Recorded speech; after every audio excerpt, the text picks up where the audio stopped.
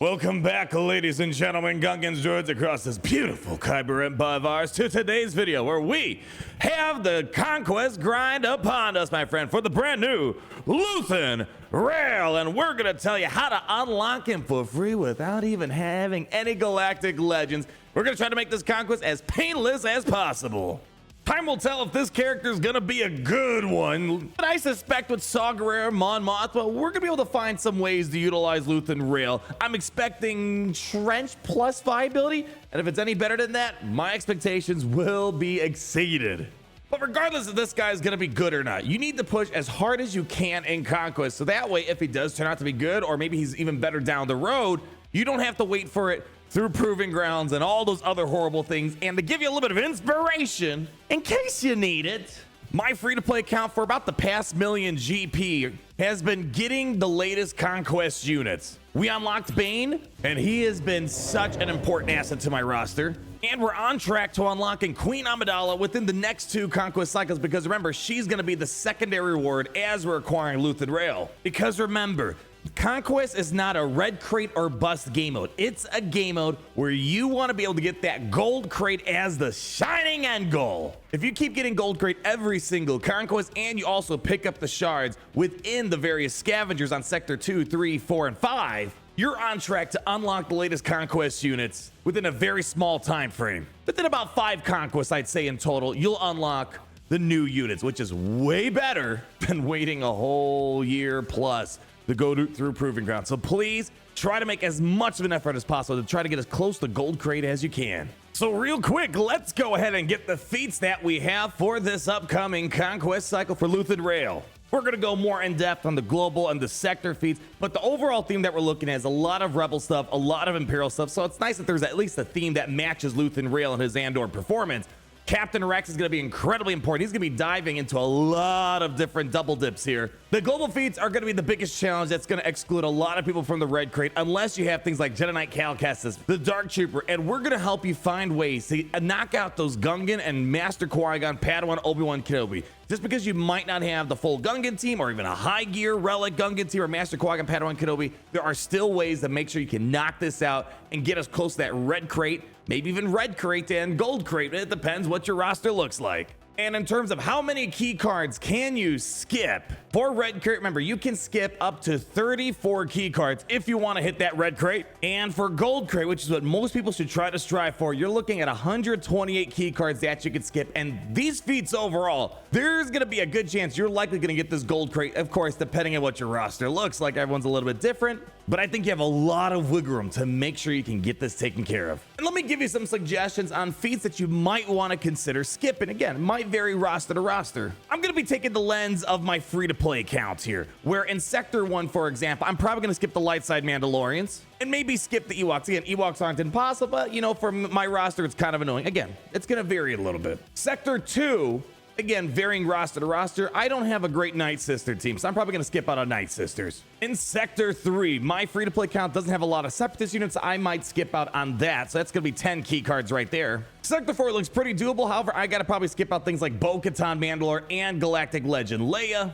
Sector 5, you know, because I'm probably not going to hit red crate, I'm going to go and get Master Qui-Gon and the Qui-Gon one skipped out on. Luckily, I have Darth Bane, so I don't need to skip out on that. And then the global feats is where most people are going to get shut out. And what I'm going to be likely skipping is the Dark Trooper Moff Gideon one, which is 16 key cards, as well as Jedi Knight Cal Kestis, because I just don't have them at all.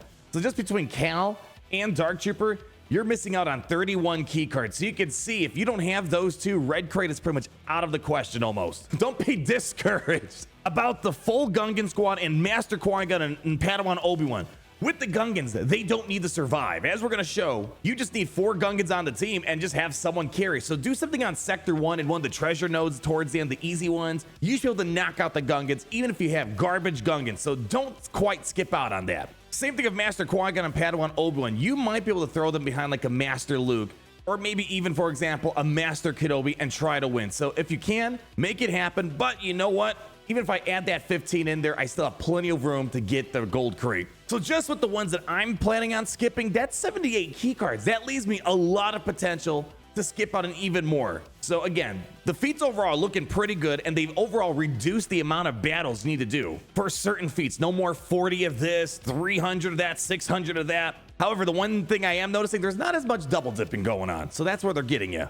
And then, of course, before you embark on your journey, let's talk about data disc recommendations. Data disc recommendations are pretty much going to be the same that we had for Queen Amidala. We want to do a lot of Zealous Ambition, Vitality, Fortified, Entrenched, because more health, the more damage your support and healer characters are going to do. And of course, your team's going to be as durable as possible. So that's going to be my go-to recommendation. We do have a couple new data discs coming, but they don't look to be at right now to be as better than these things here. Let's stick to the tried and true for now. So to start our journey off, let's talk about those global feats to see how we can maybe tie those in as we progress throughout all the sectors. The global feats, we have to get our 250 enemies defeated. We have 15 battles with Captain Rex surviving, defeat 35 enemies with Jedi Knight Cal Kestis, win 15 battles with Master Qui-Gon and Padawan Obi-Wan surviving, win 15 battles with at least 4 Gungans in your squad, and defeat 35 enemies with Dark Trooper Moff Gideon. It's not really too much in terms of, overall teams. It's more specific characters that we're going to have to knock out. Captain Rex, as we're going to show, there's going to be a variety of ways to plug him in through Phoenix and other Rebel-related things, so that's not going to be a hard problem. Jedi Knight Cal Kestis, you either have him or you don't. 35 kills, you know what you got to do. Put him with a variety of Jedi team, make him get those kills. Master Luke preferred, but of course, you can use him with Jedi Knight Rev and Jedi Knight Luke. Padawan Obi-Wan and Master Qui-Gon need to survive. So again, there's going to be ways of utilizing them throughout the holotable and a variety of Jedi and Galactic Republic things.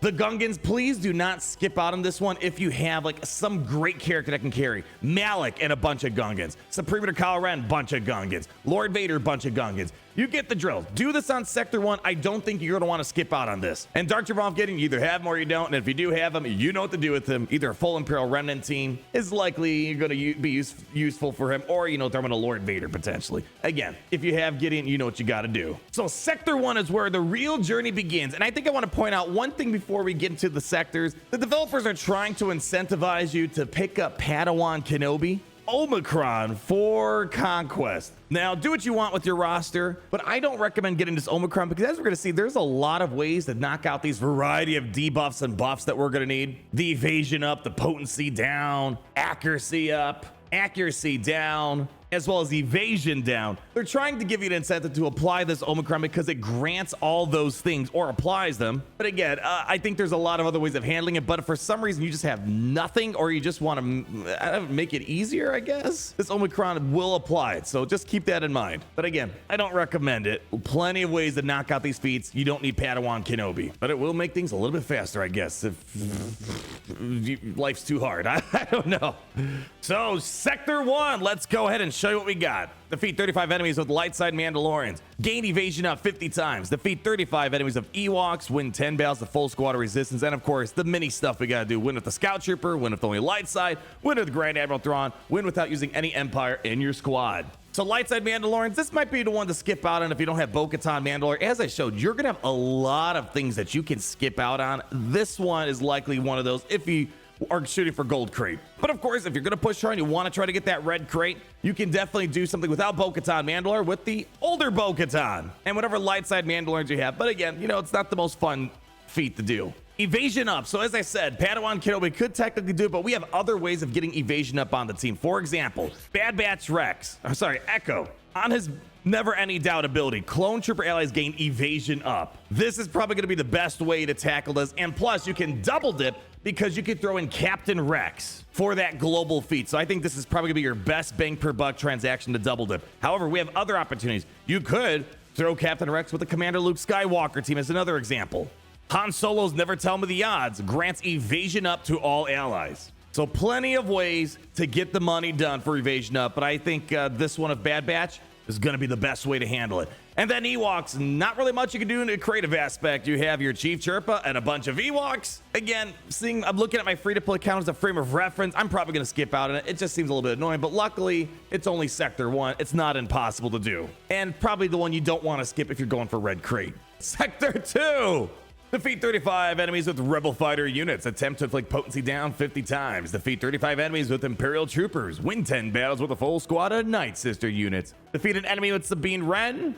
win with the full squad of Galactic Republic surviving, win with Saw Gerrera surviving, win with the full squad of Empire surviving. Yet again, another great way to capitalize on the Captain Rex global feat. Rebel fighters throwing Captain Rex. Isn't it great how flexible Captain Rex is? That's gonna be an easy job with Mon Mothma. Or you can also use it with, for example, Saw Gerrera. Again, another full Rebel fighter crew. A lot of ways to form him. Now, potency down. Grandmaster Yoda is probably going to be your best bet overall. It's got a basic ability of potency down right here. So if you have Master Luke, super easy. Just keep calling Master Yoda for the assist. General Revan has a lot of assisting too. You can also do it with Master Kenobi. So again, a variety of ways to make sure Yoda's getting the job done. However, again, spoiler alert, Padawan Obi-Wan Kenobi's Omicron applies potency down. Again, not worth it. Grandmaster Yoda will get the job done. But of course, Padawan Obi-Wan, it's kind of a cheat code to speed it up a little bit more. Imperial Troopers, you guys know what you gotta do. You got your Veers, you got your Iden Versio. Not much else in terms of double dipping. And then Night Sisters, same thing. Not a lot of creative double dipping going on. Night Sisters, unfortunately, they don't have potency down and they don't have any global feats. So as simple as that. Sector 3. This is an odd one. Defeat 35 enemies with any HOD. Win 10 battles with the full squad of Separatists. Gain accuracy up 50 times. Gain will adapt or die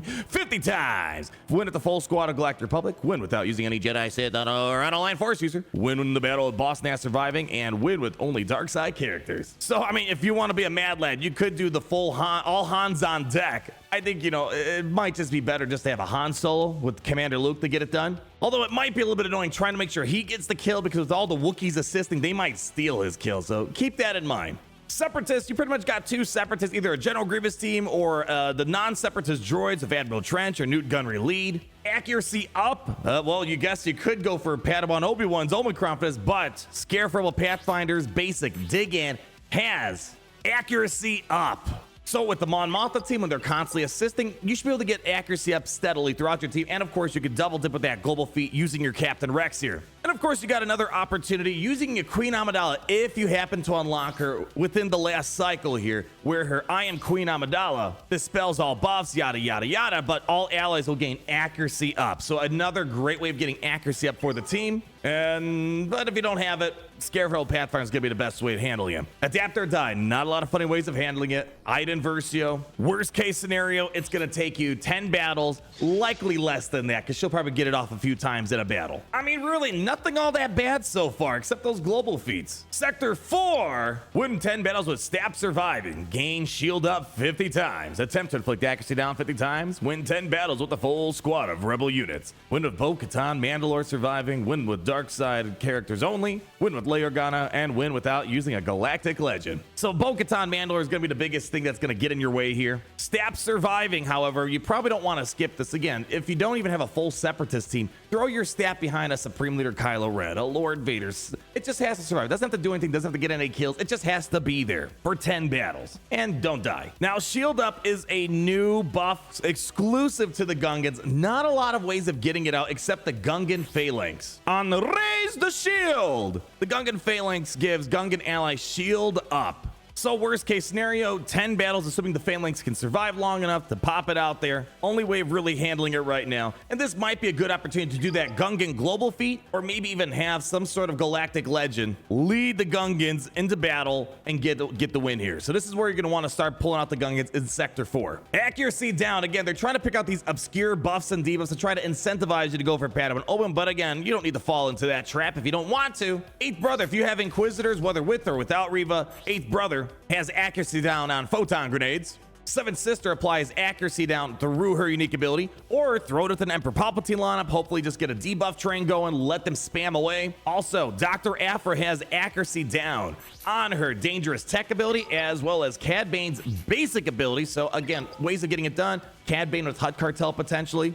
Rebels, there are a bajillion Rebel teams you can pick from. Commander Luke, Phoenix, Mon Mothma, Saw Gerrera, Galactic Legend, Leia. Tons of ways to handle this. But probably the best way, again, if you haven't knocked it out already, Captain Rex, utilize him here to knock out that global feat if you haven't finished it by now. And then finally, we get the Sector 5. Attempt to inflict evasion down 50 times. Defeat 35 enemies with Phoenix characters. Win 10 battles of Master Qui-Gon and Qui-Gon surviving. Defeat 35 enemies of Bounty Hunter units. Win with General Veers in your squad. Win with only light side characters. Win with Darth Bane. And win without using any Jedi, Sith, or unaligned Force user. longer. So here's a great double dipping opportunity. We have a bounty hunter feat, lots of ways of handling that, easy money, and of course, Zam Wessel is one of the OG evasion down babies. With this right here, Electro Goggles, you're gonna be able to spam all that stuff out. So probably the best way of handling this, double dipping in the bounty hunters and evasion down. But of course, Padawan Obi-Wan Kenobi also has evasion down on the Omicron. But I think the other best way of handling this is through 3PO and Chewie's basic ability. Of course, they're gonna be assisting a lot, and through Frantic Shot, you're gonna be able to get evasion down as much as possible. So again, really no reason to get the Padawan Obi-Wan Omicron because we already have,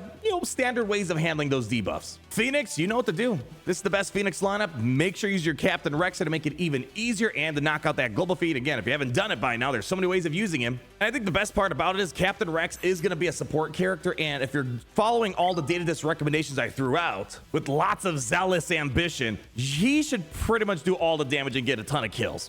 And then we have this little funky team here, Master Qui-Gon and Qui-Gon. Now, likely this might be a feat you skip out on, especially if you're going for gold crate. If you're going for red crate, you might not want to skip out on this, especially if you can't do some of those global feats. The best way overall is going to be doing some sort of Jedi lead. Master Luke is probably going to make this the easiest to do it, but again, several other Jedi ways of handling it. This might be a good opportunity to use your Jedi Knight Cal to try to make sure you get some more kills of him with Master Luke. Old Ben has evasion down on the basic ability, Elegant Form, so you can call him to assist and get evasion down. And then the Qui-Gons just sit there and look pretty. And that's pretty much it. It's overall fairly simple. Conquest, nothing too funny. Remember, you could skip 34 key cards for that red crate, and you can skip 128 for the gold crate. And really, if you're going for that gold crate, again, rosters vary, but a lot of these are standard things. Rebel teams, Imperial Trooper teams, and a lot of the other feats that normally would be annoying, they don't even need to survive, like Gungans. And of course, I want to give you 2 additional resources. Like always, if you need more ways of helping yourselves out with Conquest to get the best crate possible. Number 1, I'll leave a link down below. We've shared this resource many times. SWH for Life, ran by Bit Dynasty. At the time of recording and editing this video, they haven't updated their website yet, but link down below. I'm assuming by the time I have my video up, they will have their website updated. But they try to give you a daily plan of what to do on a daily basis to try to stay on track. And as you can see, they also have recommendations, but again, this is for the previous Conquest, but what feats to skip out for red and gold crate. Also, additional resource, swgoh.gg, the golden standard, the OG best website for Star Wars Galaxy of Heroes. If you're ever having a hard time finding additional ways to knock out certain feats, for example, evasion down. If you click on filters when you're in the character segment, go to ability classes, look up something stupid like accuracy up or whatever, but it'll show you the characters that have these abilities. Like Bastila Shan is another way of getting evasion down. Cal Kestis is another way. Geonosian Spy. You got plenty of ways to figure this stuff out. The tools are there. Trust me, the biggest problem is, besides, well, making sure you can do hard mode Conquest, is getting the mental fortitude, the zealous ambition, all the other funny little Conquest terminology I can throw in there to just have the mental strength to get through the chores that Conquest puts before you. But you can get these Conquest characters, my friends. I promise you. You just gotta get past it, assuming you got that 4 million GP and, you got some of these things here. And my friends, that's gonna wrap it up for today's video. Happy hunting inside of Conquest. We're all working through this together. There's nothing that seems overtly disgusting except the Gideons and the Cal stuff. We'll have to get in there. Hopefully the Conquest isn't overtuned, because right now, just from a feat standpoint, there's a lot of wiggle room to get that gold crate. And remember, within 5 conquests, if you're just shooting for gold crate every time, picking up everything, you'll unlock Luthen Rael. And, I'm hoping he's going to be good in Devaria. Nothing that jumps out at me like Queen Amidala or Bane or, Malicos. But you know what? I'm assuming he's going to be at least decent. I guess we'll see if I'm, if I'm right in a couple months. So he's at least decent. Leave a like, comment down below, subscribe so you're not missing a thing. And what am I forgetting, Gary? Oh, always remember, it's great to be in the Empire today.